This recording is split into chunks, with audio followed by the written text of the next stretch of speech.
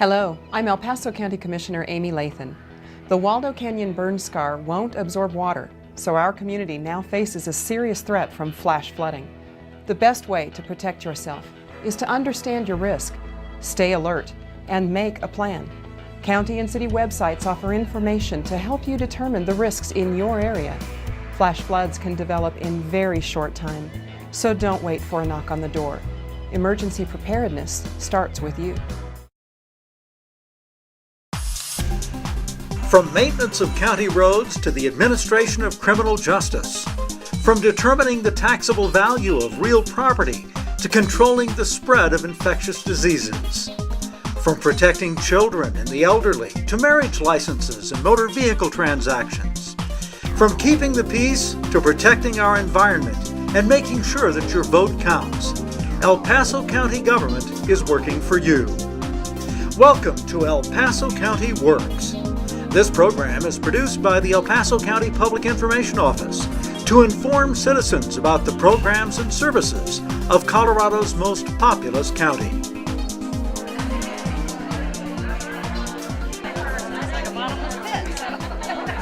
I always find everything but what I need. Women Helping Women is a collaborative effort of the El Paso County Republican Women, Goodwill Industries, and the El Paso County Department of Human Services. Its goal is to give women who are searching for a better job the tools they need to be successful. The event is held twice a year in May and October. Women Helping Women began in 1997 after welfare reform passed, limiting the time a person can receive public assistance. Women transitioning off public assistance say this event played a key role in helping them achieve self-sufficiency. I think it'll be a really good thing to help some women get some education, get some training, get what they need to get ahead in life. Women are given the opportunity to speak directly with employers looking to hire, and some have even received job offers on the spot. There are also racks of donated professional clothing, and the women are given guidance in picking out the outfits, truly helping them dress for success. Cost Cutters also donates their time to give women a new hairdo for the job search, and Mary Kay representatives are on hand to talk about makeup for the workforce. The women come away with a new look, but more importantly, they also have a new sense of confidence and inspiration. It's wonderful. I love it. Yeah, I mean, it's like the haircut thing, and you get clothes, and you talk to motivational women. Oh, thank you. And it's just basically you're listening to women who are successful. At every event, there is a motivational speaker, a successful woman who can share her story.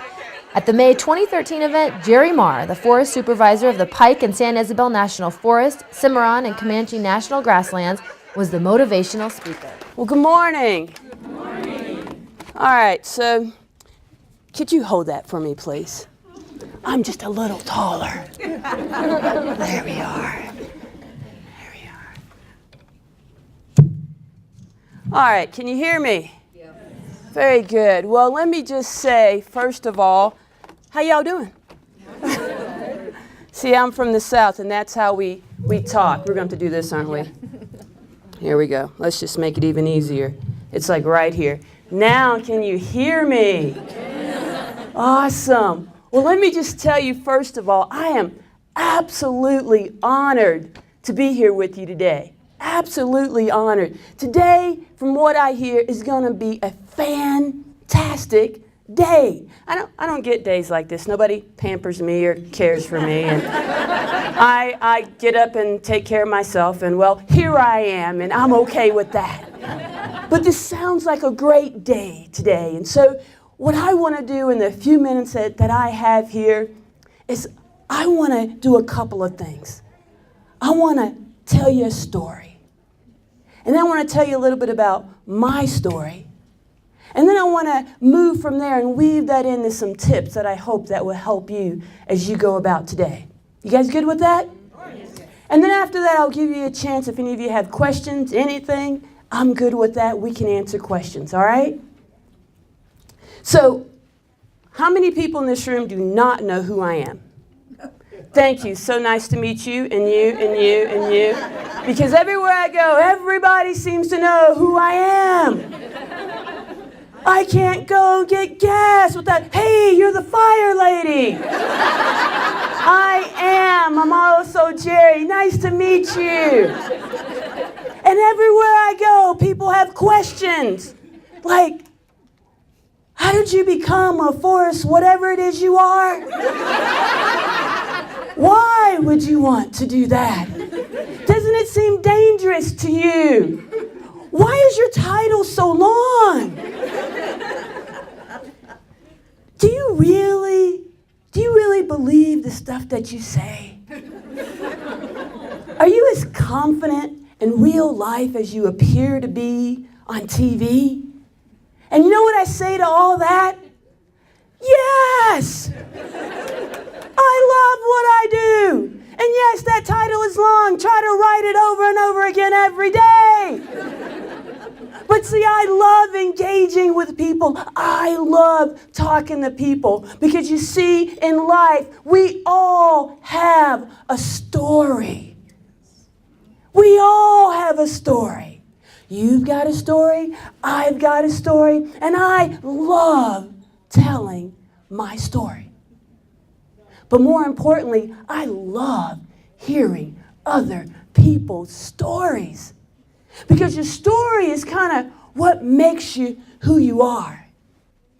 And if we took a little bit of time and we just sat back in this room today and we listened to the stories of everyone in this room, we would hear a fantastic tale. We would hear of joy. We would hear of sadness. We would hear of successes. We would hear of failures. We would hear of adventures, and we would hear of fears. We would hear about our families, about our work, about our friends. We would hear about our lives. And the coolest thing about all that is that we would be able to find commonality in all of that. Because do you realize in life we are actually more common, and we have more in common than we have different? We just want to act like we're different, right? But we're just regular people. We just happen to have different stories. You see, each and every one of us has a story to tell. And each and every one of us has a story to live. What I find about our stories is that they have power. Do our stories have power? Yes, it's okay. You're going to have to talk to me here. Okay. Do our stories have power? Yes. Thank you, thank you. Our stories have power. Our stories have the power to launch us or to hold us down. And I think the sad thing that I find in life is that so many times we let chapters of our story hold us back. Has anybody ever been down that path of letting a chapter of your story hold you back? Yes. See, what I want to tell you today is that your life is a story, and every story has chapters. And you get to decide which chapters you want to shape you. See, I tell you this only because I know this. I tell you this because this is my story. People look at me today in my cute suit that I got. You like that? My little shiny pin in the hair, you know. And they go, man, she's gorgeous. She's so sweet. I love that smile. She must be really smart. But let me tell you my story. You see, I grew up as a kid who was poorer than dirt. I grew up with nothing.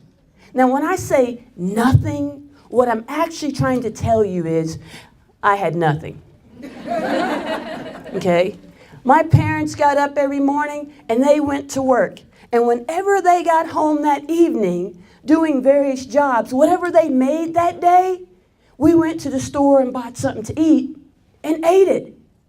And if they made a lot, we had maybe 2 things to eat. And let me tell you, when I was in school, I hated school.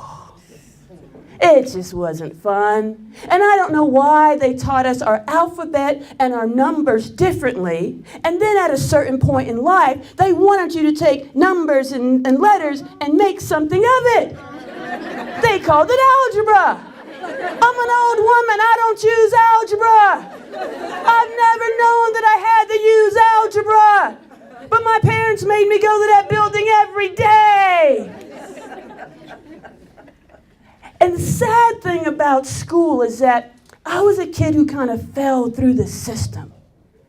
And people would describe me as having, she has low potential. Really? Well, thank you so much for sharing. But I would hear this all the time. You have low potential, but you can do something, I'm sure. And what really got me one day in this chapter of my story is that one day I heard my parents talking. And you know, as a kid, you eavesdrop on the conversations, especially when they're talking about you. And they're always talking about you. And my mother was talking to someone, and I don't remember who it was, but somehow the conversation got around to the kids. And so she was going through the story of how each of the kids were doing and how they were, and I stood there, and why was I standing there hiding in the shadows? Right? I was waiting for me. And then it came. Oh, Jerri. Wow. You know, if we can just teach her a good trade, we will probably have done good by her. Now, you need to know, as a junior high kid, that didn't quite do a lot for me.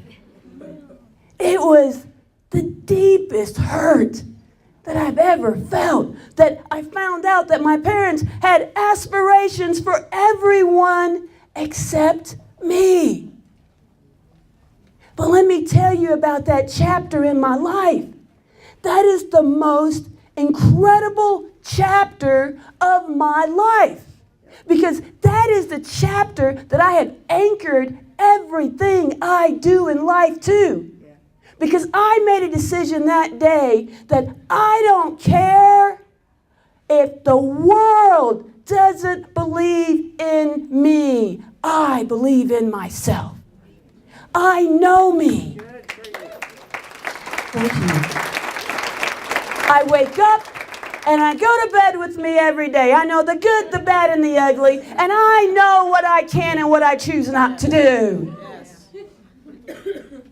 And I have let that story anchor me because I believe in me. My question for you today is, do you believe in you? So we're going to say this together, and you're going to dig deep, and I don't want some wimpy words coming out of you. I want you talking today as women who know what you're saying and are choosing to believe it. And we're going to say this: I believe in me. Let's hear you back. I believe in me. I can do anything I want to do. I can do anything I want to do. And I see lips not moving, so I'm talking to you, and we're all going to say, yes, if you look back, it was you. Here we go. We are going to say, we have potential. We have potential. Watch out. Now, what we know about women with a made-up mind is that they are a force to be reckoned with. Am I correct? Yes. So women, what I want you to do today is I want you to have a made-up mind. I want you convinced beyond measure that you have worth, that you have value, and that you have skills and talents that all these folks over here don't even know, but they can't wait to find out. You see, in this room today, I want you to know that each of you have stories. And I want to encourage you to pull the chapters of those stories of your life that encourage you out. And the ones, you know the ones. The ones you hope never get told. the ones you hope you never have to repeat, to let them just be that. Something that you don't focus on, something behind you. Because today is a new day. And today is an exciting day. What I want you to think about today is you are getting ready to interview with these fine folks. Let's wave at them. Say, hi, how are you? Thank you for being here. I want to tell you some things that are going to help you to have success today. And the very first thing that I want you to know is what I just told you, is that the most incredibly engaging, attractive skill that you can offer anyone is confidence.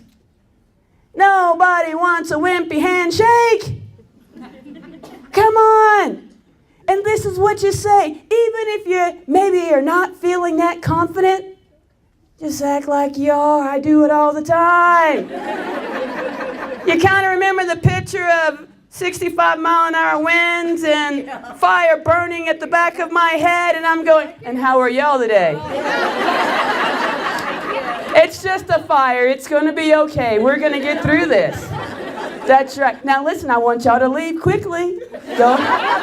Yes. Confidence. I'm thinking if I stood there and went, oh, run. I'm kind of thinking it wouldn't have had the same effect. What do you think? But as a leadership and as a team of leaders, we stood there with the utmost confidence because, number one, we believed in ourselves. We believed in the skill set of the folks behind us. We had trained for that moment. We had prepared for that moment, and it was our time to rise and shine. And yes, some of it caught us by surprise, but we were still prepared. Ladies, life has prepared you for this. So you walk in there with confidence, with everything that you know, every skill set that you have, and you be prepared to offer that today. Agreed? Agreed. Number two, don't sell yourself short to someone interviewing you. Well, I kind of did that, but I don't know if you really want to count that as experience. Hello?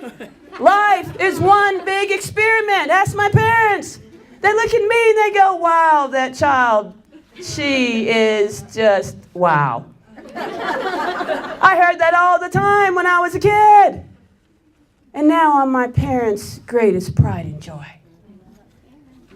And all my sisters and brothers who were straight A students, and I didn't even know what A was until I got to college. I was the first of 4 to graduate college.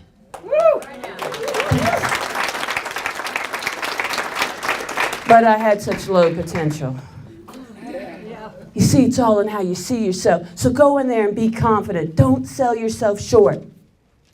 Now, applications, when you fill it out, don't freak out about it. It's just asking you about you. Take your time. Read the question. Fill it out. You've done a lot. Put it there. Brag on yourself. Let me just say, weeping violets, the only real place for them. Okay, I really can't think of a place for them. Brag on yourself. Talk about your skill set. But when you get asked a question in an interview, okay, it's not a race. Think about it. So, Jerri, tell us about your strengths. Okay, let me see. Okay, let me see what I got here. Well, I'm good looking, and I'm cute, and I'm smart, and I've done this, and. Breathe. Well, let me tell you what I have to offer.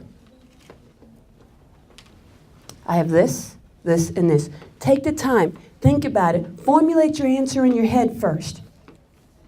And then just say it. And you say it how? Confidence. Oh, y'all are so smart. I love this. Confidently. Now, here's the other part to that. Once you have answered the question, thank you. But the way they teach us to say that is it's okay to stop talking. Just say what it is. And if you listen and you think and then you formulate in your head and then you say it, that's all you need to do. And you don't want to go, and let me see what else. Hold on. Let me see. I know there was something else. Don't do that. Just say it and be done with it. Because here's the thing. It's not a contest, right? It's not a race. It's just you sharing who you are, the great and awesome person that you are. And if you remember something later, just make a note of it. And at the end, just say, hey, can I go back to question 2? I thought of an experience, something that I didn't share that's going to be really important for you to know about me. And that's going to be okay. And then have a question or 2 at the end. People want to know that you care just as much about them as they do about you. Okay? And know what it is you're getting into. You don't just go through an interview and went, okay, I had 5 interviews today. Well, what's the job? I really don't know. Did you ask him? No, I was so nervous I didn't even know what to do. I got through it and I was just like, oh, glad that's over. Know what it is. Ask some questions. Well, what are the hours? Does it work 5 days a week, 7 days a week? What kind of skill sets are you looking for? What type of supervisor can I expect to be working for? Ask questions. Be engaged. Now, once you get that job, that dream job, the one you're hoping to leave here with today, I want to give you a few tips on how to keep it. Number 1, show up. On time, every day, every single day. And be all present when you're there. Nobody wants to hire someone and say, yeah, they work for me. And they look over and they're like, let me tell you something. I'm going to catch up with you. Hold up, my boss wants something. Yeah, give me just a moment. I got to go. I'll call you back in 5 minutes. No. See, I want y'all to see something here about me. I got 2 phones. And I can tell you, when I'm working, I'm really not engaging on these because I'm engaged in what I have to do. And anything that needs to be done after work, we take care of it after work. Let's say you go, okay, I'm there every day, but some days I feel like I only got 50% of me to give. That's fine, because we all have those days, right? We're women, we have days. Sometimes they last a week, but we got days. But my encouragement to you is if all you have to give is 50% of yourself today, give 100% of the 50%. Give all you have to give that day. Employers love that. Second key to success, once you get that job. The word service should headline your attitude. Yes. Service, that's right. What does service look like? Service looks like a smile. It's like, how you doing? Service, I'm there to serve. You know, I heard a story once about NASA. NASA, where they launch ships into the air, and why would people want to do that? But they do. And they go in spaceships, and they go out, and they do great things. And at one point in life, NASA was considered the greatest company in the world to work for. Everybody loved working for NASA. So this reporter wanted to go and find out, what is it about NASA that's so great? So they went and started talking to employees about what they did. And they came up to this one gentleman who was mopping the floor. He was the janitor. And they said, excuse me, sir, I'm so-and-so. Tell me, what it is that you do here? And he says, I'm working to put a man on the moon. You see, if everybody at NASA believes that what they do is so important, that they're going to put a man on the moon, what kind of company is that? So whatever the company is that is so going to get the opportunity to experience life with you and get the privilege of having you as their employee, your key to success is to act like that company is yours, and that whatever it is they've assigned you to do, is the most important thing in the world to help that company be successful. If you take that attitude with you every day, I'm telling you, you're not only going to be seen as the greatest employee, and you may even get that employee of the week parking lot spot, okay? But they're going to start looking at, what else can I do with a person with an attitude like this? And then all of a sudden, the skill sets you thought you didn't have aren't as important as the one thing that is, and that's believing in yourself, showing up on time, and giving all that you have. Now here's the last thing that I want to tell you about what's going to help you to be successful. How many people in this room, and every hand should go up in case you're wondering, how many people in this room have ever made a mistake? Can I see your hand? I'll put up 2. I don't see that hand. I'm talking about you, right? You're a man, but go ahead and raise that hand. Come on. Come on. All right. We have all made a mistake, have we not? Or 2 or 12 or 13. And when you start a new job, what can you expect to do? Just don't make them every day, all day. You have room to grow and to learn.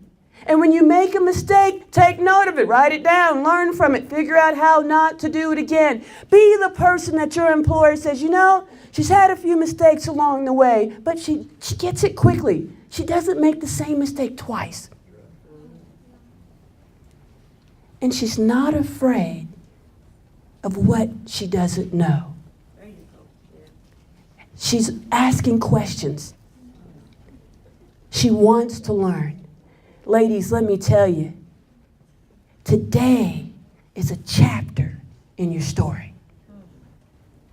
What you do with it is up to you. Today can be a day that shapes you for the rest of your life. Or it can be a day that you look back at and have regrets. Live life with no regrets. Embrace yourself. Embrace your story. Embrace today. Because today, you believe in who? Me. That's right. Say, I believe in me. I believe in me. And you should also. Because I have so much to offer. So much to offer. Ladies, it's been my pleasure to be with you today. Thank you.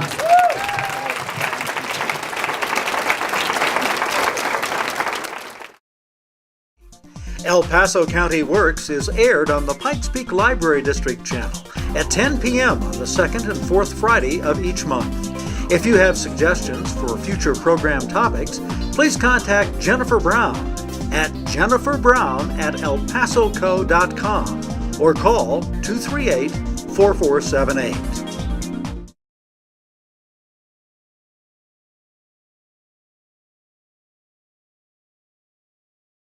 Hello, I'm El Paso County Commissioner Peggy Littleton.